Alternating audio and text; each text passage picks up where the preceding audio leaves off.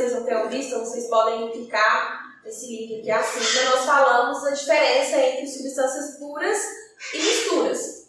Então, substâncias puras, né, são compostas por um tipo de substância apenas, e as misturas, que são o que nós encontramos de forma mais comum no nosso cotidiano, são compostas por vários tipos de substâncias.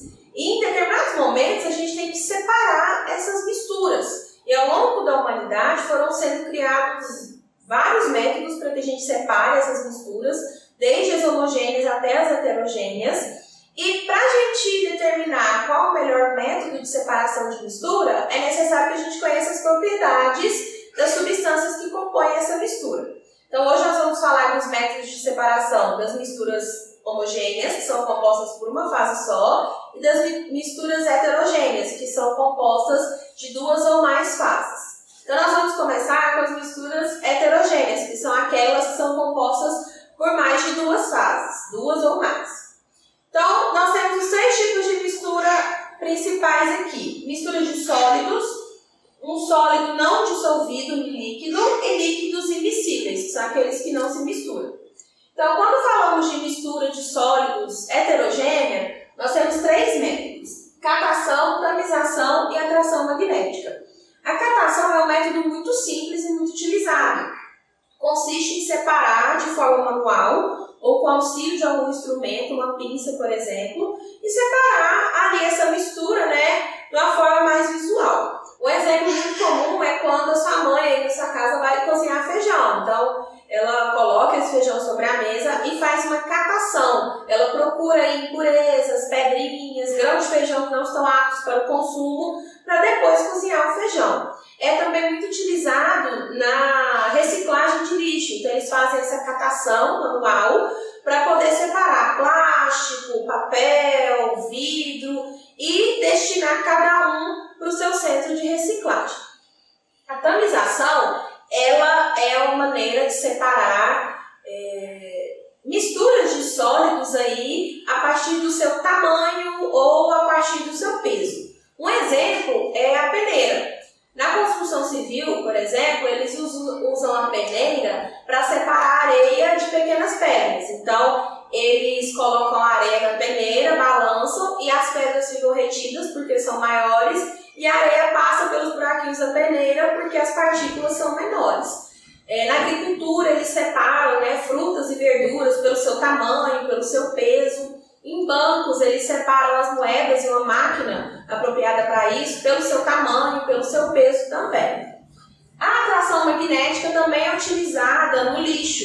Então, é uma máquina com ímã muito forte, que ele vai passando pelo lixo e vai atraindo alguns tipos de metais. E aí, esses metais se separam daquele lixo e são destinados para centros de reciclagem ou para venda. Só que nessa atração magnética, as latinhas de alumínio não são atraídas, então elas têm que ser separadas por outro método. Geralmente elas são separadas antes de chegar no destino final do lixo. Para a separação de sólidos não dissolvidos em líquidos, temos 3 métodos: filtração, decantação e dissolução fracionada. A filtração é aquela que vocês conhecem ali na sua casa, do filtro de barro, por exemplo. Então, o filtro de barro tem um filtro dentro dele, que é uma peça de cerâmica porosa, cheia de buraquinhos, que a água passa e nesse filtro vai sendo retida aí as impurezas, as sujeiras e a água sai potável. Lembrando que a água que sai desse filtro, ela não é uma substância pura, ela continua sendo uma mistura, porque apesar de ter perdido impureza, sujeira, ela ainda tem gases dissolvidos nela, como oxigênio, gás carbônico, tem sais minerais dissolvidos também. A decantação é quando você deixa essa mistura em repouso e os sólidos, por serem mais pesados que a água, eles se depositam no fundo desse frasco. Então, nessa imagem que vocês estão vendo, uma água barrenta colocada em repouso, essas partículas de impureza se depositam no fundo e a fração líquida fica livre. Então, você pode separar. Você tira a água com cuidado desse frasco, ficando só aquele sólido que decantou no fundo do frasco. Tanto a decantação quanto a filtração são utilizados em estações de tratamento de água. Então, os filtros são construídos com areia fina, areia grossa, carvão, pedras. A água vai passando, as impurezas vão sendo retidas, então ela sai limpa desse filtro.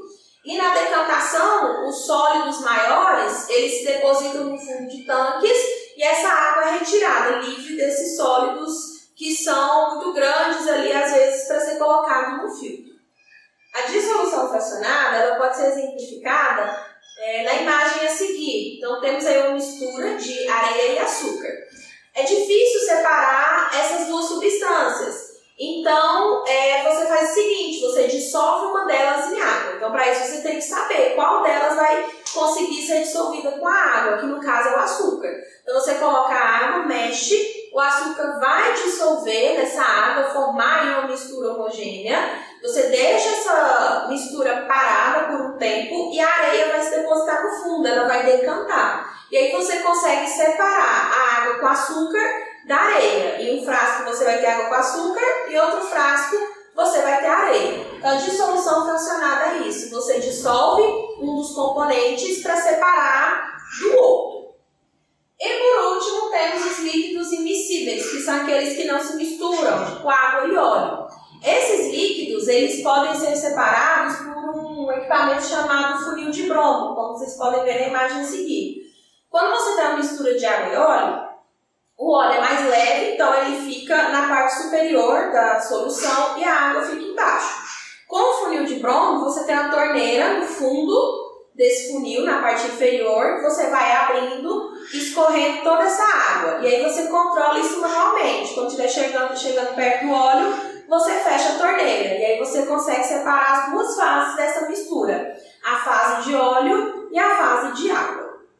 E para finalizar a nossa aula, temos então a separação de misturas homogêneas, que são aquelas em que você não consegue distinguir mais de uma fase, né? Observamos uma fase apenas. E eu coloquei aqui para vocês separação de misturas de sólidos dissolvidos em líquido. Coloquei 3 tipos de separação. A evaporação, a destilação simples e a destilação fracionada. A evaporação já é um processo que acontece naturalmente. Então, quando você coloca uma roupa no varal, a água evapora. Quando você coloca a louça lá no escorredor, a água evapora. Então, a evaporação é quando a energia do sol esquenta essa água a ponto dela virar vapor e ela deixa aquela solução, aquela mistura. Então, um exemplo que utiliza muito a evaporação é a obtenção do sal, aquele sal de cozinha. Então, eles pegam água salgada, colocam em reservatórios, com a energia do sol, a água esquenta e deixa essa mistura, ficando só essa parte sólida, que são sais que passam por um processo de refinamento para virar o sal de cozinha. Só que na evaporação, a parte líquida é perdida. Então essa água evapora e você não consegue utilizar ela. Se você quiser separar a água do sal, querendo aproveitar a água, aproveitar a parte líquida, você tem que fazer outro tipo de separação de mistura, que é a destilação simples. Então na evaporação, os componentes, essa mistura tem um ponto de ebulição baixo, e aí ele consegue se transformar em vapor, deixando essa mistura, ficando só essa parte sólida disponível. A destilação simples é utilizada então quando você quer aproveitar todos os componentes dessa mistura, inclusive a parte líquida. Então, uma mistura de água e sal. Eu quero separar o sal e a água, mas sem perder a água. Então, é colocada aí num aparelho de destilação, que é facilmente encontrado em qualquer laboratório. Essa solução é aquecida, e aí essa parte líquida, ela evapora, passa por um sistema de tubos e chega num local onde ele é refrigerado. Quando ele é refrigerado, ele deixa de ser vapor e volta a ser líquido. Então, o sal que estava naquela mistura não evaporou, continua naquele frasco original. A água se separa porque evapora, chega nessa região onde é refrigerada, que é o condensador, e volta a ser líquido. Aí você consegue aproveitar tanto a parte sólida quanto a parte líquida. E temos também a destilação fracionada, que segue esse conceito da destilação simples. Só que na destilação fracionada, você tem uma mistura aí de líquidos miscíveis. Então, são líquidos que se misturam de forma homogênea. Você visualmente não consegue separar nenhum desses líquidos, Até então, eles formam a mesma mistura. Um exemplo é o petróleo. Então, para separar os compostos do petróleo, os subprodutos, gasolina, querosene, asfalto, alto é feita destilação fracionada. Então, o petróleo ele é submetido a altas temperaturas. Para isso, você tem que conhecer o ponto de ebulição de cada um desses líquidos, de cada um desses compostos. Então, quando chega em determinada temperatura, um dos líquidos entra em ebulição e se transforma em vapor. Então, como vocês podem ver na imagem aí, é uma coluna, né, de destilação. Então, o primeiro líquido que entra em ebulição é porque ele tem o menor ponto de ebulição, ele vira vapor com menor quantidade de calor. Então, o primeiro líquido entra em ebulição, ele se dirige a uma coluna, e aí lá ele é condensado, ele é refrigerado, ele volta a ser líquido, gerando um subproduto. E assim por diante, vocês podem ver aí vários subprodutos sendo formados pelo aquecimento desse composto. Ele vira vapor, chega na região de condensação, ele é refrigerado, ele vira líquido de novo, originando um subproduto. Então, a destilação fracionada é isso. Você conhecer o ponto de ebulição desses líquidos miscíveis que se misturam e conseguir separar eles por aquecimento, diferentes temperaturas de aquecimento. Essa foi a aula de hoje. Vocês receberão as atividades durante as aulas, né, no WhatsApp. Então, eu vou passar para vocês o nosso momento de aula e eu vou corrigir essas atividades no nosso momento de aula também. Então, provavelmente você está assistindo esse vídeo durante a nossa aula, você vai fazer as atividades e nós vamos corrigir. Caso você não tenha visto a aula anterior, você pode clicar ali em cima para ter acesso.